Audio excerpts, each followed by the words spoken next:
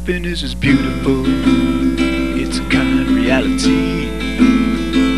Happiness is the highest good, happiness is free. So let's be so very happy. Yeah, let's be so very happy. Yeah, let's be so very happy.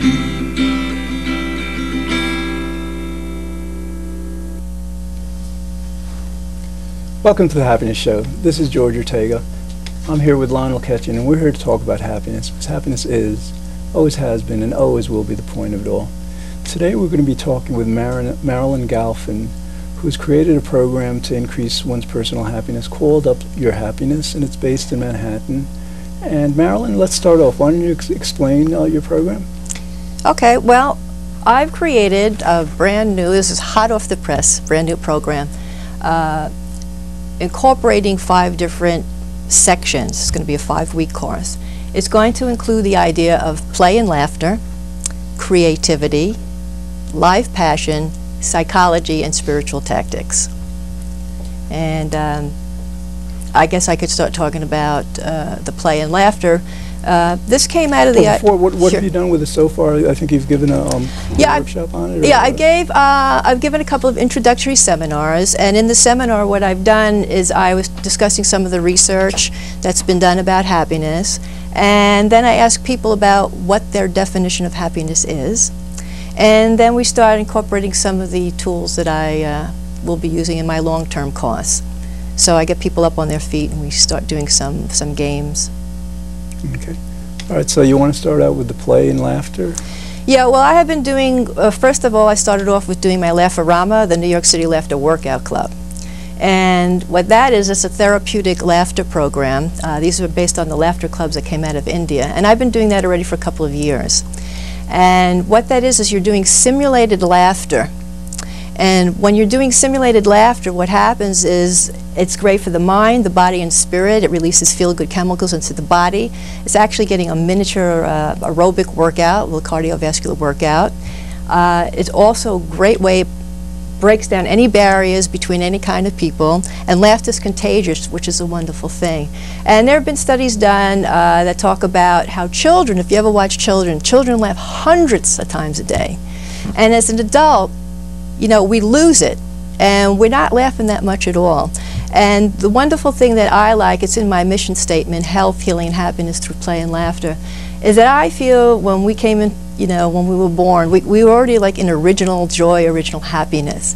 And if you ever watch kids, they have no agenda. Kids are just like, blah, blah, blah, blah. And that's how they are. That's their natural state, which is what I'm trying to access. It's one of the things I'm trying to access, our original happiness, our original joy. And that you can access through play and through laughter. And it also shifts your perspective, where that also comes in with happiness. Because as we learn about happiness, it's a choice. It's a choice that one makes, and it's a perspective that you take into one's life. And it's kind of based on the cognitive theory that things are neutral and it's what we put on it, our perception of it. And when you start laughing and playing more, what happens is it actually starts to change and shift your perception, that you actually start experiencing actual joy in your life. And the more you're laughing and the more you access the happiness, then you start laughing and feeling more happy. It's like a chain reaction. And it's also based on the, you know, mind-body connection. As we all know that, we don't all know, but we might know now after I tell you, that there is a whole mind-body theory connection, that if you fake it or act as if by even bringing your lips into a smile position, if you do that for 3 minutes, even if you're not feeling well in the beginning, after 3 minutes it starts to release the feel-good chemicals into your body. Actually, even before that, I mean, even like before. They've done studies that have worked with a few minutes, and then studies that worked beyond 10 minutes. But you know, for many of us, we start smiling, and immediately that positive feeling will happen. Yeah, it starts the process immediately, and then the chemicals start being released. And so that's one thing I really use a lot, because there's so much joy in being spontaneous and through the laughter. It's just, it feels so wonderful. And so what's an example of like the play? How you say you incorporate play. How could a person that, let's say you teach, incorporate play into their everyday lives? Again, it's an attitude that you bring with you. First of all, we'll play games. We might even play games that were based in your childhood, depending on what space you're in, like red light, green light. We do improvisation exercises where we might create a story as a group. One person tells, adds one story to the, one word to the story. I understand that in the workshop, right. But like, the clients will go home and go back into their, everyday lives. Right. So how would you use the play component on a day-to-day basis, like with just friends or family? Sure. Well, I'm doing it all the time. It's like if I go out, I start physicalizing things. So, for example, here's something. When I go bowling, general person, they bowl. But me, I take the whole aspect of play. So what I do when I'm bowling, I'm modeling, I'm posing. I'm taking something like an action and I'm building on it. I'm having fun. I'm playing. I'm being spontaneous in the moment. So something you say, I might add to it. I might build onto what you're saying. It's an attitude. It's creating a sense of play so that everything doesn't have to be so serious all the time. It could be, I could take it into my everyday life, the sense of play, by wearing something outrageous to work. I could take the sense of play by wearing, like, if I was a man, like a funny tie with a funny saying. I could come in with a silly hat. Again, it's the sense of play. It's changing the ordinary aspect of your everyday life by switching something, the sense of openness and spontaneity. That's the sense of play. There's an object in the room. I can, be sitting with a friend and taking an object and, here we're going to drink. People just drink. I can make, let's have a toast. Let's have a cheer. I mean, it's anywhere. It's improv. It's taking the ordinary and building on it. And that's what play is. It could be anything. I could turn this into another object. I could be sitting with you here, turn this, oh, how do you like my new hat? And I do this. I do this in everyday life. I take things and I play with them. And that's how I experience a lot of joy and happiness in my life, in my day-to-day living. That's how I am. And in my home, I do it in my home. I talk to my cat. I walk around. I have, how do I look? I mean, I'm playing. That's how I bring it into my life. You could look at the TV set. You're sitting at the TV. You talk to the TV. Start becoming the characters in the TV. There's so many ways to be creative using the aspect of play. Great. Okay. Okay, so, and laughter, I guess you've explained, it's basically that we don't have to have reasons to laugh, as Matt and Kataria demonstrated. Right. What happens is you have to, a lot of the laughter, also there's humor, which is different from laughter. Humor is usually jokes that create humor. Humor is subjective. And what happens is we have a lot of what you can describe as bad humor, which is humor at the expense of somebody, is putting somebody down, it's degrading somebody. With therapeutic laughter, laughter is a physiological pumping of the muscles that are going on. When we do the laughter, we're not saying any jokes, we're just doing laugh. The pure physical act of laughter, which is also so wonderful because we're not doing this at the expense of anyone. Plus, if I'm doing a laughter class and I'm saying jokes, since it's subjective, if no one finds my joke funny, then you're not going to get any benefits. And that's the other beauty of pure laughter, not laughing at the expense of anybody. The way you would take a yoga class, you take a laughter class. Okay. All right. So let's see. Let's talk about more about kind of like the psychology aspects of happiness. Your program deals with enhancing self-esteem. Well, confidence. yes, I want to talk about, because one of the things, there's many things, as you know, from the Michael Fortis work. They've done a lot of research on what makes people happy. And in some of the books, they take the top things. And one of the top things that I found are relationships, and having a support group and social relationships came up the #1 thing on a lot of the studies of what creates happiness, that it's difficult to experience happiness alone. That's from what I'm reading. How a lot of people thought things like money, which they found does not create happiness. But from a psychological point of view, I feel truly that good self-esteem and feeling good about yourself is like critical, I think, that's my theory, in being in the world and feeling good about who you are. If you feel good about who you are, you feel you have value, you feel you have something to offer, and that gives you a sense of well-being. And again, why do you think self-esteem is so important? Well, you know, I truly don't think you could see the world until you see yourself right. I don't think the world is right until we feel right. Because isn't it a projection? Aren't we always projecting things? And if we have a little bit of fear in ourselves, aren't we going to look over at the other person and say, gee, I wonder about you. You know, you may be out to hurt me. You know, you may be showing me you're nice, but I don't really know if you're nice. But doesn't that all start with my own thoughts about myself? Right, and isn't it also about the idea that we're with other people some of the time, we're doing certain things that we may like or dislike some of the time, but we're always with ourselves, you know, from the moment we wake up, even through sleeping. So that's why it's so quintessentially important to really like ourselves and love ourselves as much as possible. Right, because the ultimate relationship, and again that's at the top of the list, is relationships. And one of the things we often overlook a lot in the society is relationship with ourselves. And my feeling is, can you be in a room by yourself, with yourself, and feel good?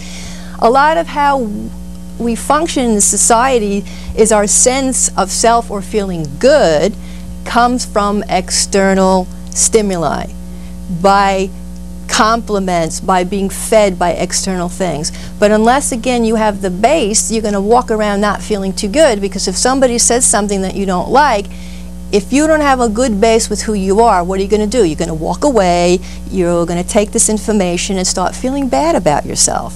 And I think when you're feeling bad about yourself, that's hard to experience happiness. So self-esteem, when you really know truly who you are and get a good groundedness in yourself, knowing that you are special and you are enough being in who you are. There's a show called Whose Line Is It Anyway? With Drew Carey.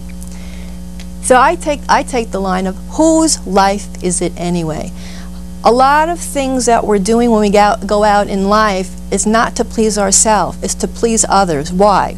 We want to be accepted. We want to be liked. So the idea again is to have the core and who you are, that you don't have to do anything to impress anybody. You don't have to wear a mask. When you are truly in self-esteem, you stand up for yourself. You don't have to be bullied by anybody. You express what your true belief is.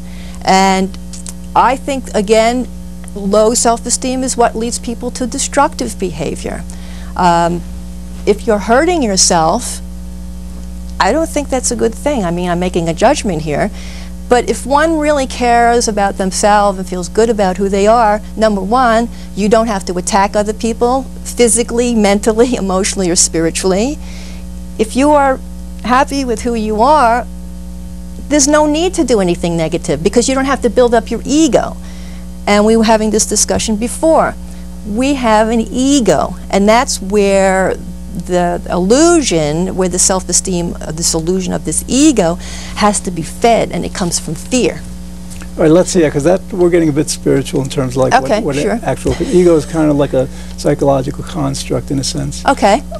Let's get into the more conventional idea of like the confidence. Part of your program is about confidence enhancement. Sure, I think it's a little offshoot of the self-esteem, because confidence, and I think it little goes with the self-esteem, is unfortunate.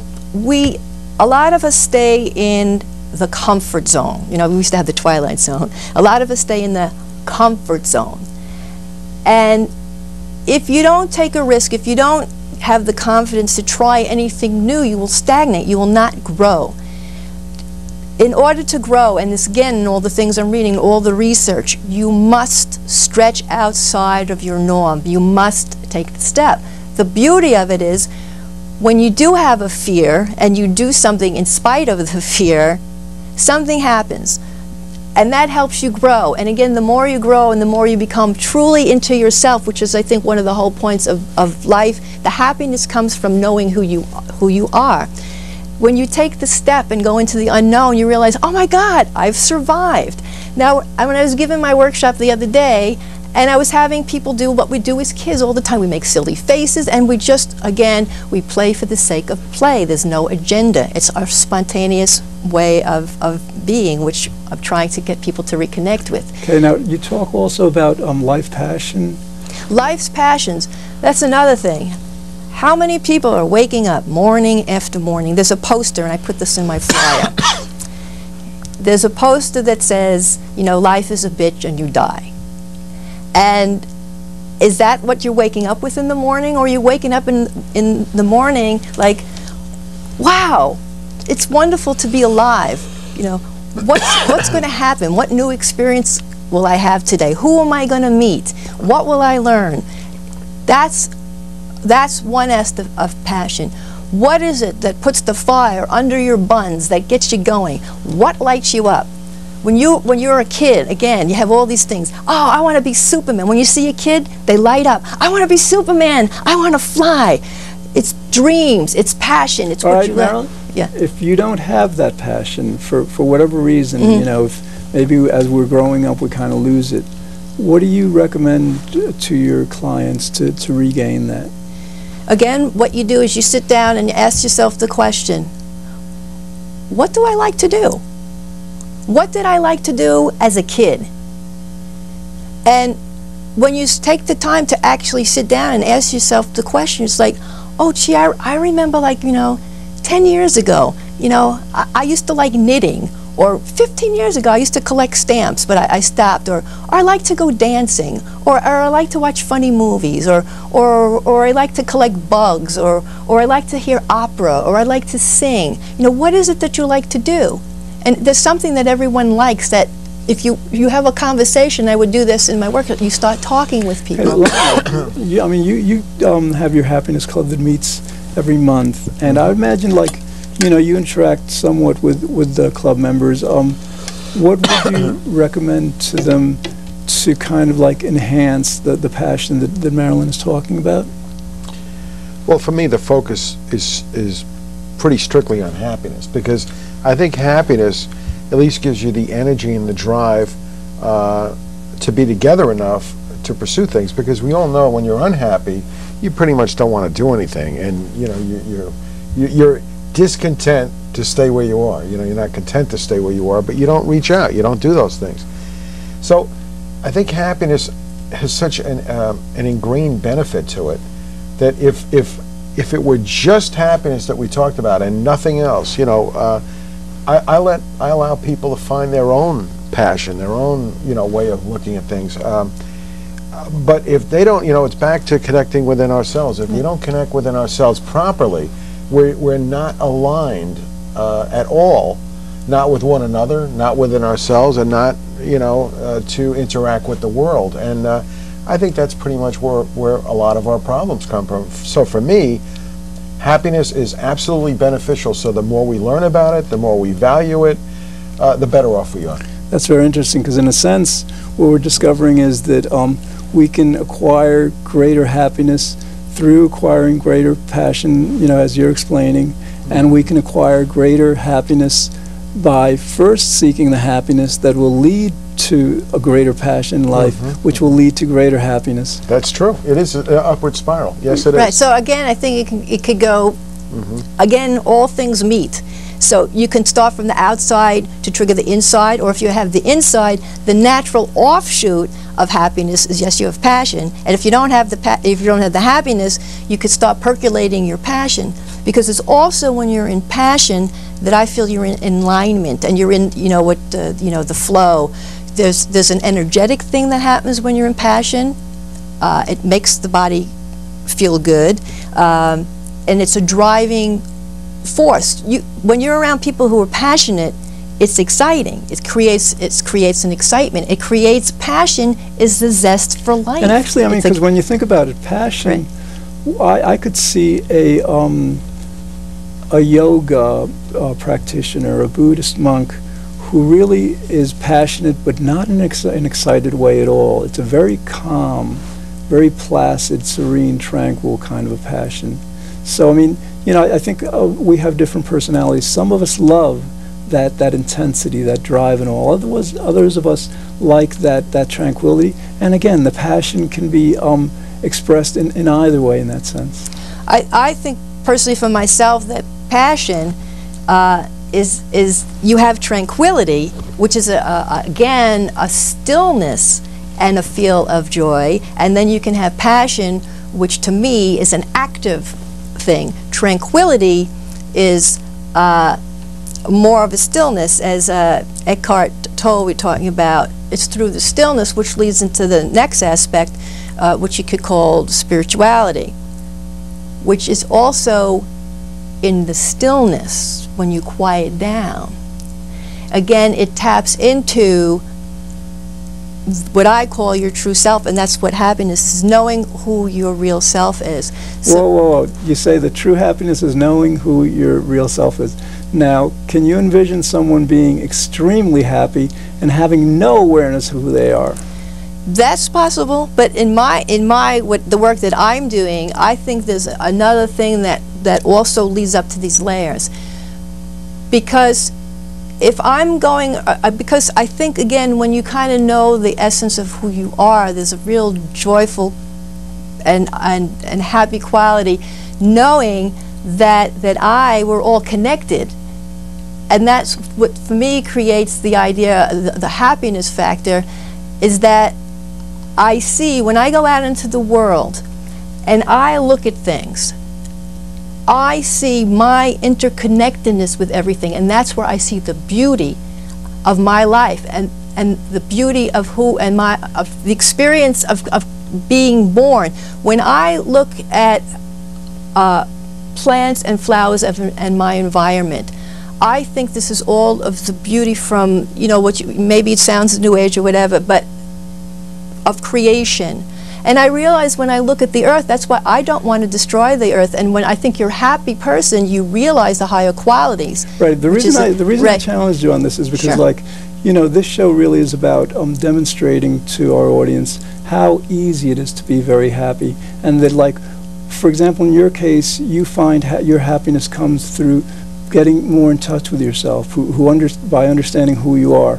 You know, we might consider, for example, that infants can be very happy, and we have no idea whether they have any conception of who they are. Actually, I think the theory demonstrates that they really don't know who they are. They have difficulty separating themselves from the outside world. So I think we do want to stress the fact that while knowing ourselves, who we are, really can lead to great happiness, that I don't think we can really define it as happiness, because there's so many other ways of becoming happy. Well, happy, again, when you're defining it, I mean, Ford says, again, because I think there's different levels of what happiness is. There's spiritual definitions, physical definitions, metaphysical. Well, yeah, but here, this is kind of like a scientific show. This isn't about philosophy. It's not about spirituality. Well, it's about what's been demonstrated through thousands of studies, I mean, throughout the world. And Michael Ford says what happiness is nothing more, if you boil it down on that level, in its simplicity, happiness is nothing more than an emotion. Exactly. If you want to deal with that's all it is. On that. That's all it is. Yeah. On that level, it's just that's an emotion. All it is, yes. Well, on that level, I've thought about it, and I had said, well, if it is an emotion, which is what I also had derived, but I call it the king of emotions. Oh yeah! Wow, it's such a great one. You know, when you finally find that one. But I think it's not just. Well, again, this is my theory.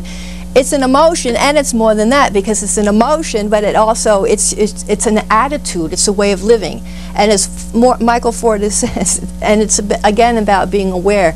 If you don't make a choice to be happy, because happiness is a choice. So first of all, you have to be aware that you're not happy to make the choice. You have to know what is happiness, because then you're making a choice. Why does one make a choice to be happy? Because people don't think about happiness usually until first they're experiencing, like, you know, this isn't working, or my life isn't working, something's not right, I'm not feeling good about life. So that's unhappiness. So it's at that point you decide, I need to do something. And it's the doing something and making the choice to become happy. So you have to first know, like, you're not happy. And what you said about kids do not have the cognitive awareness, but the beauty of kids, again, is the purity of being. And I believe when you're in the purity of just being, and you can be in this in meditation. That's what meditation is about. It's the quiet and the stillness. And it's in that quiet and the stillness that you also realize that everything is connected. We're all part of the same thing.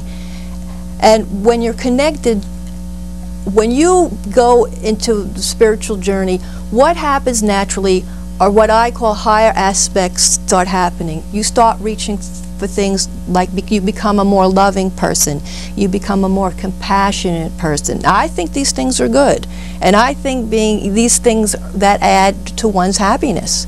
If you were happy, if politicians were happy, I don't think they'd be creating war, because when you're happy, you're more loving. You're not a destructive force in the true essence of happiness. I mean, you can be a happy psychopathic killer. You know what I'm saying? You know, there's people that will say, oh, I'm happy. You can be shooting drugs, you know, but that's temporary. What is true essence of happiness? It's a state of being. I think it's an emotional, spiritual, physical alignment. That everything, you feel good about yourself, you feel happy as an emotion, you feel passionate about what you're doing. There's a whole chain of things, and you see the world differently. You see the world as a beautiful place, not as horrible. You see the beauty in nature. When you're happy, it opens you up. Happiness is an opening up. When you're truly happy, you see the beauty in everything and in everybody. And that's what I think the path of happiness. That's what while we're here on earth is to be happy. Okay, Marilyn, we only have about a minute left. Do you want to give our audience some information about your workshops? Well, what you could do is you could go onto my website, and it's www.laugharama, that's LAFF-A-RAMA.com. That's laugharama.com, and it's going to be a 5-week session, tapping into some of these things, and discussion and statistics and actual applications you can take into your everyday life. All right, great. We'll be looking forward to the results of that. Okay, well, that's all we have time for today. Thanks for watching. In the future, we'll explore other topics designed to help us better enjoy life. This is George Ortega saying be good, think well, feel very happy, and I hope you join us next time here on The Happiness Show. Happiness is powerful. It's our underlying need. Happiness is why we live each day. Happiness is destiny. So let's be so very happy. Yeah, let's be so very happy. Yeah, let's be so very happy.